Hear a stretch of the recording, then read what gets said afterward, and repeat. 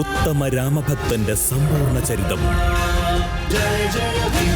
വീരഹനുമാൻ ഇന്നു മുതൽ വൈകുന്നേരം 6 മണിക്ക്. ഞാൻ ജോലിക്ക് പോകുന്ന വരുന്ന കണ്ട് നീ വിചാരിക്കുന്നുണ്ടാവും ഞാൻ വലിയ സന്തോഷത്തിലാണ് അല്ലേ? നിനക്കെന്നെ മനസ്സിലാവാത്തോണ്ടാ ഞാൻ ഉള്ളിൽ കരയ. ജോലിക്ക് ചേർന്ന ദിവസം സത്യം പറഞ്ഞ എനിക്ക് നല്ല സന്തോഷാ തോന്നിയത്. ലക്ഷ്മി ചേച്ചി പോലൊരു ചേച്ചി അവിടെയുണ്ട്, ജയന്തി ചേച്ചി, പിന്നെ സൗന്ദര്യ, മോഹൻ ചേട്ടൻ, കരുണാകരൻ സാറ് കഷ്ടപ്പെടുത്തുന്നുണ്ടെങ്കിലും അവരവിടെ ഉള്ളതുകൊണ്ടാ ഞാൻ പിടിച്ചു വന്നത്. പക്ഷെ ഇപ്പൊ അവർക്ക് ആർക്കും എന്നെ ഇഷ്ടല്ല. അത് ജയന്തി ചേച്ചി എന്റെ മുഖത്ത് നോക്കി പറഞ്ഞു, സൗന്ദര്യം പറഞ്ഞു. അത് ഓർക്കുമ്പോ സങ്കടം സഹിക്കാൻ പറ്റുന്നില്ല എനിക്ക്. എല്ലാത്തിനും കാരണം ആ പ്രിയനാ. ഇത്രയും വൃത്തികെട്ട ഒരുത്തനെ എന്റെ ജീവിതത്തിൽ ഞാൻ കണ്ടിട്ടില്ല.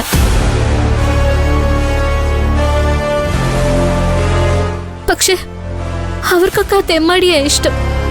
അവൻ കാരണം ഗവൺമെന്റ്സിൽ ഞാൻ ഒറ്റപ്പെട്ടത് അറിയോ നിനക്ക്? അവൾ ആ സൈക്കിളിനോട് എന്താ സംസാരിക്കുന്നേ?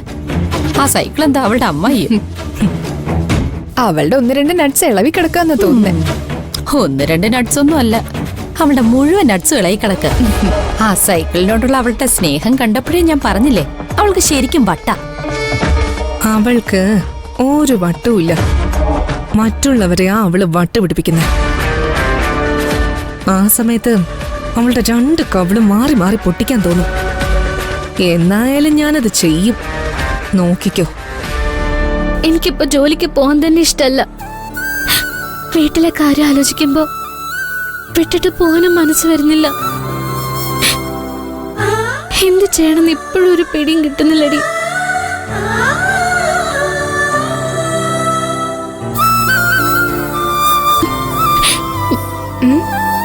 എന്താടി?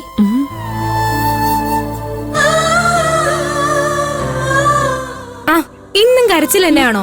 അയാളിന്ന് ജോലിക്ക് വന്നു. ആര്? പ്രിയൻ.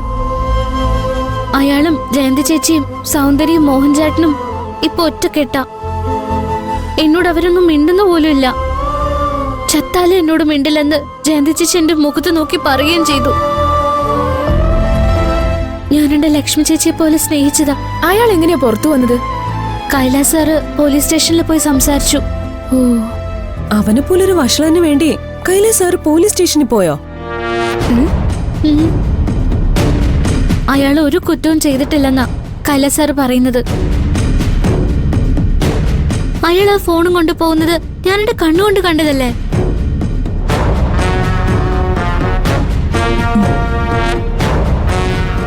വീടടി, നീ നിന്റെ കടമ ചെയ്തില്ലേ? ബാക്കി ഒന്നും നീ ആലോചിക്കണ്ട. കരച്ചിൽ നിർത്തിയിട്ട് വന്നേ. ഐഷ, അതിങ്ങെടുത്തോ. എന്താ ഇത്ര വെയിറ്റ്? കൊണ്ടുപോയി ഫുഡ് കഴിച്ചില്ലേ? കഴിച്ചു. ഇതെന്താ പാർവതി? ഗിഫ്റ്റാ. ഗിഫ്റ്റോ? കൈലാസ് സാറ് തന്നതാ. മുക്ത, എന്താ ഇതിന്റെയൊക്കെ അർത്ഥം? കൈലാസ് എന്തിനാ അവക്ക് ഗിഫ്റ്റ് കൊടുത്തത്? ട്രിപ്പ് പോയി വന്നപ്പോ അവൻ ഇവൾക്ക് വേണ്ടി കൊണ്ടുവന്നതാ. അവൾ ആ ഡ്രഗ് മാഫിയെ വിളിച്ചിട്ട് കൊണ്ടുവന്നില്ലേ, അതിനുള്ള പാരിതോഷികമാണ്. ട്രിപ്പ് പോയിട്ട് വരുമ്പോ നിനക്കല്ലേ അയാള് ഗിഫ്റ്റ് കൊണ്ടുവരാറ്? ഇത്തവണ അവൾക്കാണോ കൊണ്ടുവന്നേ? എനിക്കും തന്നു ഒരു ചോക്ലേറ്റ്. ചോക്ലേറ്റോ? അപ്പൊ അതിലെന്തായിരിക്കും? അതിൽ വല്ല കീ ചെയിനോ ഹെയർ പിന്നോ മറ്റോ ആയിരിക്കും. എന്തായാലും എനിക്ക് തന്നതിനേക്കാളും വലിയ ഗിഫ്റ്റൊന്നും അവൻ അവൾക്ക് നൽകില്ലല്ലോ. ഇതുവരെ തുറന്നു നോക്കിയില്ലേ? ഇല്ല. ഞാൻ തുറക്കട്ടെ? ദാ.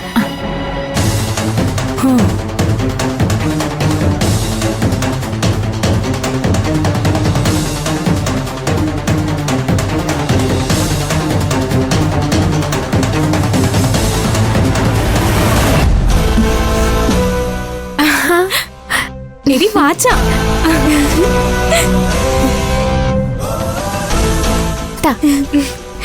നല്ല കോസ്റ്റ്ലി വാച്ചാ. മിനിമം ഒരു 15,000 രൂപയെങ്കിലും വരും. ഗിഫ്റ്റ് നൽകുമ്പോ ഇതുപോലെ നൽകണം. സൂപ്പർ.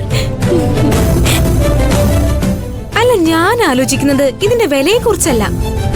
ഇങ്ങനെ ഒരു ഗിഫ്റ്റ് അയാൾ ഇവൾക്ക് നൽകിയത് എന്തിനായിരിക്കുമെന്നാ?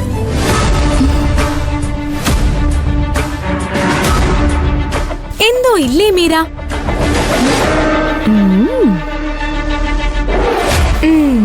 നിനക്ക് കൊണ്ടുവന്നത് വെറും ചോക്ലേറ്റ്, അവൾക്ക് നൽകിയത് കോസ്റ്റ്ലി വാച്ച്. ഇത് കമ്പനിയെ രക്ഷിച്ചതിന്റെ പാരിതോഷികമൊന്നുമല്ല. കൈലാസിന് അവളോട് ക്രഷ് ഉണ്ടെന്നാ എനിക്ക് തോന്നുന്നത്. മുക്ത, എങ്ങനെയെങ്കിലും ഇത് തടഞ്ഞേ പറ്റൂ. ഇല്ലെങ്കിൽ നീ സ്വപ്നം കണ്ടതെല്ലാം വെറുതെ ആവും. അവൾക്ക് ഞാനും കൊടുക്കുന്നുണ്ടൊരു ഗിഫ്റ്റ്, അവൾക്കാരും കൊടുക്കാത്തൊരു ഗിഫ്റ്റ്.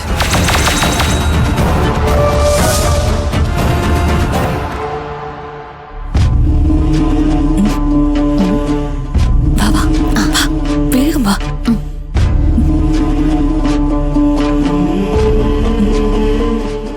സെക്യൂരിറ്റി ക്യാൻറ്റീനില്ല. അയാൾ ആഹാരം കഴിച്ച് തിരിച്ചു വരുന്നതിന് മുമ്പ് നമുക്ക് പണി ഒപ്പിച്ചിരിക്കണം. ഓക്കെ, വേഗം വാ. ഒച്ചയുണ്ടാക്കല്ലേ, പതുക്കെ പതുക്കെ വാ. വാ വാ വാ, പെട്ടെന്ന് വാ. കിട്ടിയില്ലേ? ആ, ഒരു ബക്കറ്റിൽ ചെളി, ഒരു ബക്കറ്റിൽ നാറുന്ന ചാണകം. പോരെ? മതി. ഇതെടുത്ത് ഇതിന്റെ മേലെ കൂടെ ഒഴിക്കും. ഓക്കെ. അതത്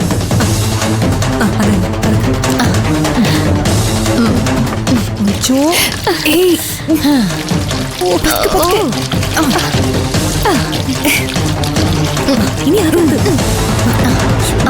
ഓ, നാറിയിട്ട് വയ്യ.